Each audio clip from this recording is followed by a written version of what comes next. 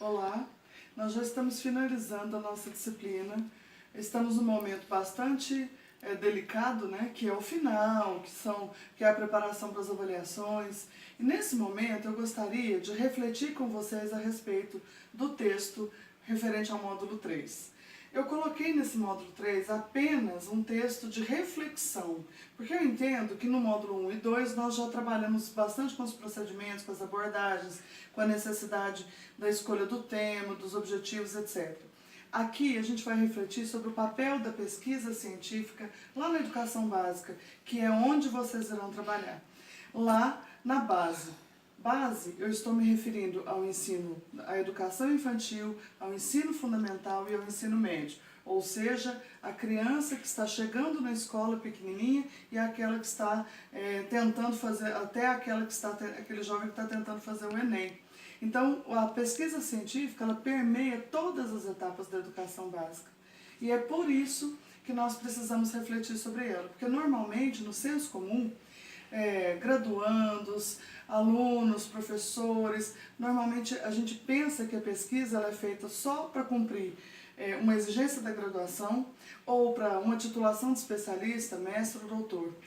E a gente não prepara o aluno desde a base para que ele consiga chegar na graduação, na especialização ou no mestrado e doutorado com a capacidade aguçada para fazer pesquisa.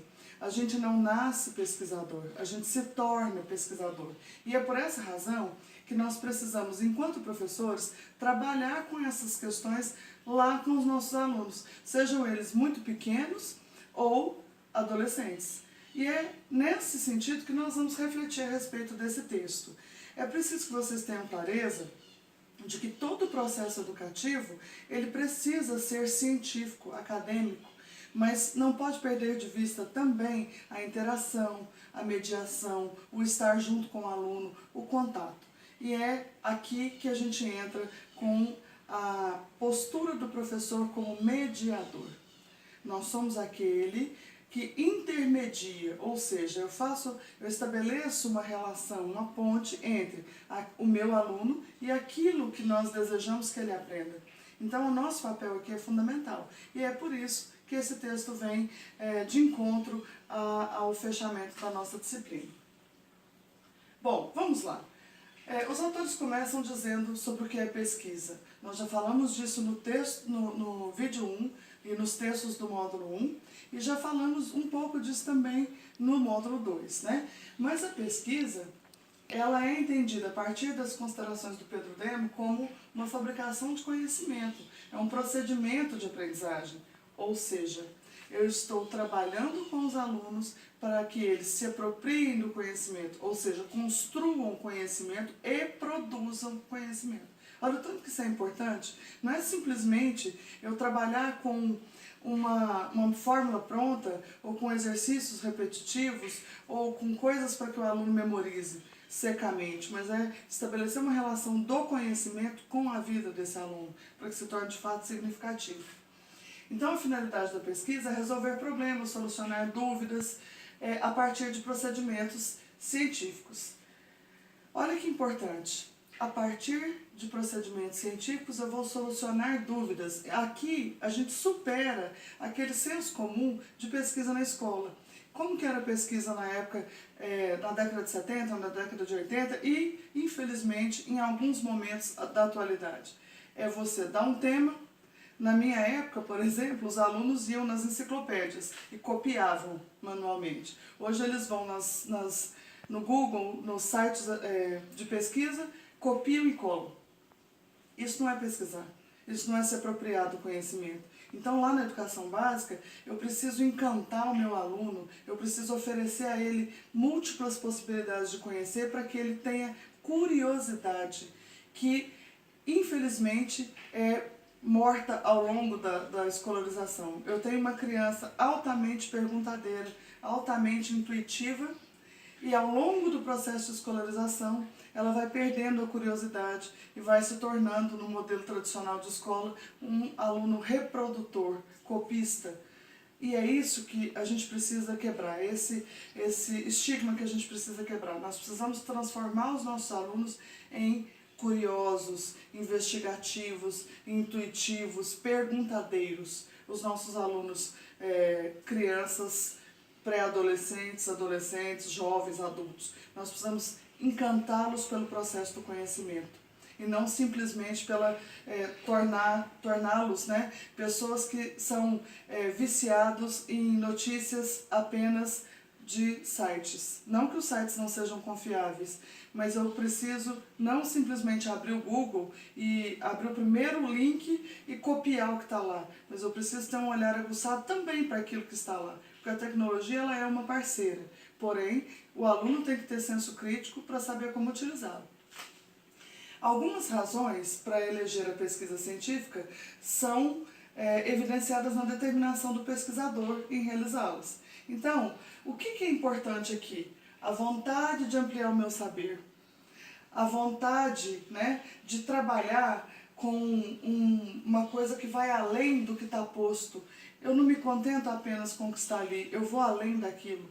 Eu sempre digo aos alunos, vocês precisam ir além do que a gente leva para vocês. Eu preciso ir além do que está apenas no meu campo imediato de visão, né? Então, nesse sentido, a partir desse caminho, a gente chega a um conhecimento novo ou totalmente novo.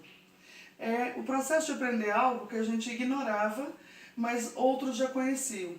Por exemplo, quando eu me aproprio dos mecanismos que fazem um aluno aprender sobre o processo de desenvolvimento humano, eu estou me apropriando disso, que é um conhecimento novo para mim, mas é um conhecimento já do coletivo social.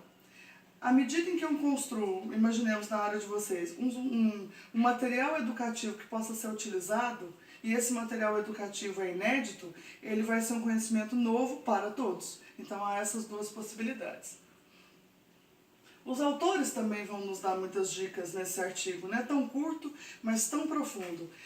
Mais do que o ensino, a aplicação da pesquisa na escola conduz ao domínio de habilidades didáticas, isso é para vocês, professores, renovadas pela discussão, pela leitura, pela observação sobre a conjectura dos fatos, ou seja, eu não posso ser o mesmo professor querendo que os alunos tenham posturas novas frente ao conhecimento.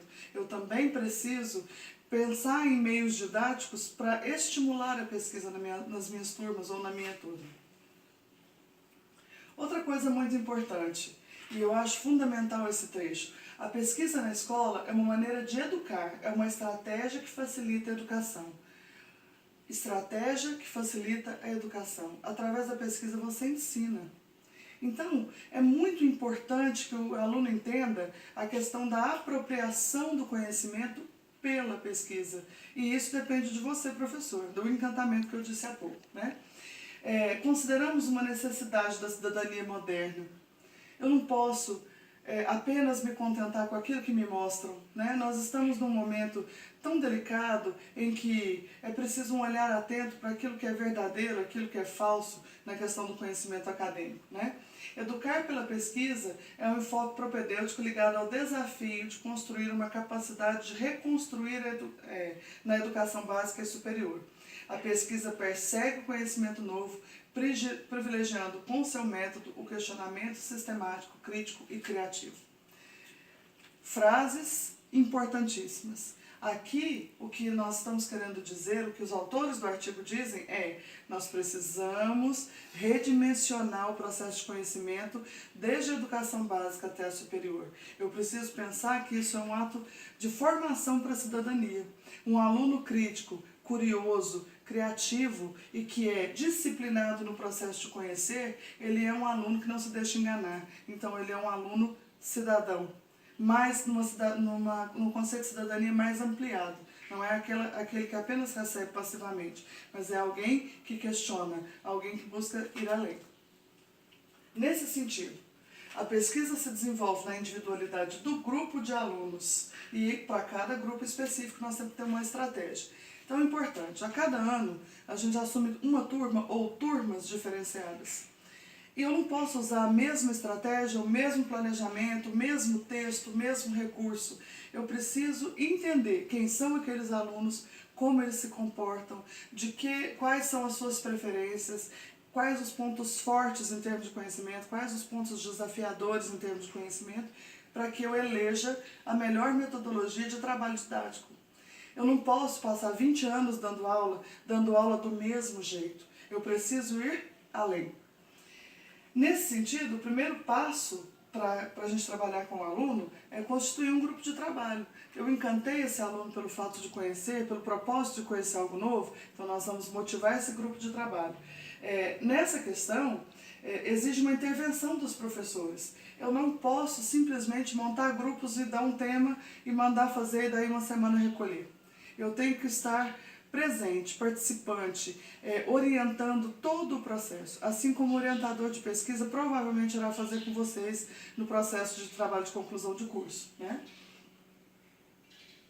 O segundo passo é a elaboração de um projeto preliminar. Então eu tenho que ter um caminho, como nós já dissemos nos outros vídeos. Eu preciso sair de onde eu estou e chegar a um ponto onde nós desejamos, mas para isso eu tenho que ter um planejamento, é o projeto. Esse projeto é preliminar porque ele é flexível. Ao longo do processo, eu posso ir adequando as estratégias, os passos a partir das minhas necessidades, né? Eu preciso também pensar nos pontos pretendidos. Qual é a importância do fato? O que a gente espera? O que eu espero que os alunos aprendam com isso, né? Então é importante também pensar que o projeto é apenas o passo inicial.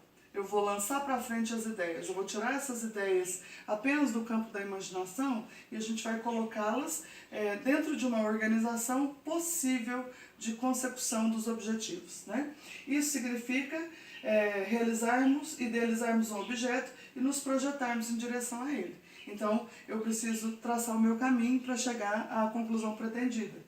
Aqui, a mediação é fundamental. É aquilo que eu disse há pouco, né? Intervir, mediar, ajudar, orientar. Nesse sentido, a gente chega no terceiro passo. A gente precisa elaborar textos a partir daquilo que foi determinado como problema e tema de pesquisa no projeto. Vem a questão. É muito importante que eu produza textos, não é? Mas como produzir textos? A partir de uma leitura sistemática sobre o tema. A gente não escreve do nada. A gente não senta numa mesa num dia, num computador e sai uma dissertação. Não. A gente estuda fazendo leituras cotidianas, fazendo fechamentos, organização das ideias principais e guardando esse material, agregando esse material, para só então eu produzir texto. Eu tenho que ter um embasamento primeiro, né? A gente não produz em cima do nada. Então, o professor aqui é fundamental também, porque como eu vou fazer com que os alunos que, infelizmente, estão tão acostumados a produzir apenas narrativas, cheguem ao ponto de fazer descrições, análises e dissertações simples para depois chegar a um processo de escrita de pesquisa? Precisa da minha intervenção direta, né? A ciência tem características próprias, então eu não posso produzir qualquer texto. É um texto adequado à linguagem científica. Claro que eu preciso ensinar essa linguagem científica. Como eu disse, a gente não nasce pesquisador, a gente se torna pesquisador. Então a linguagem científica é algo também que tem que ser ensinado. O aluno precisa se apropriar dela, né? Um texto científico, então, é um texto exigente. Isso é importante, inclusive para vocês, no processo de pesquisa e no trabalho de conclusão de curso que vocês vão fazer daqui a alguns semestres. Não permite o uso de julgamentos.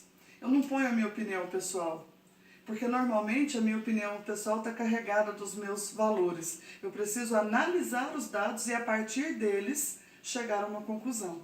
Isso não quer dizer que você seja imparcial. Não tem jeito de ser imparcial, porque nós estamos envolvidos no processo.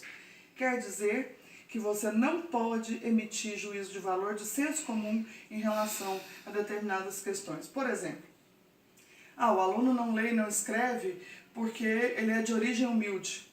Isso é senso comum. Eu estou emitindo um juízo de valor muito preconceituoso. Então, a pesquisa não aceita esse tipo de questão, né? Uma outra coisa, não pode conter opiniões sem que sejam fundamentadas. Eu falo, mas eu falo junto com o autor que comprova a minha fala. Eu não posso dizer simplesmente coisas novamente repito, do senso comum. Eu tenho que ter uma fundamentação teórica, eu tenho que saber daquilo que eu estou falando, né? Necessita de objetivos explícitos elaborados a partir de escolhas adequadas. Então, eu preciso trabalhar cuidando daqueles elementos básicos lá da educação básica, né? A linguagem, o tipo de verbo que eu vou utilizar, a organização textual, a coerência, a coesão. E vamos organizar esse texto a partir de seções específicas.